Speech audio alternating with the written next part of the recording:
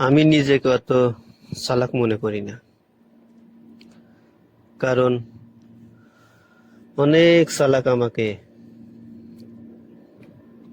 বোকা বানিয়েছে। অতটা বোকাও মনে করি না আবার, কারণ ওই চালাকদের কারণে অনেক কিছু জীবনে শিখেছি। আবার মাঝে মাঝে ভাবি যে সবার জীবন কি আমারই মতো? না, এরকম হবে কেন? কারণ ওই চালাকরা, তাদের জীবন তো আমার মতো না। সব শেষে এটাই বুঝলাম, যারা অন্যকে ঠকায় আসলে তারাই বোকা। কারণ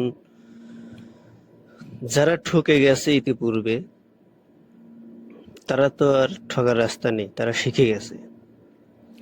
যারা ঠকালো, তারা তো আর পরবর্তীতে ঠকাতে পারবে না তাকে।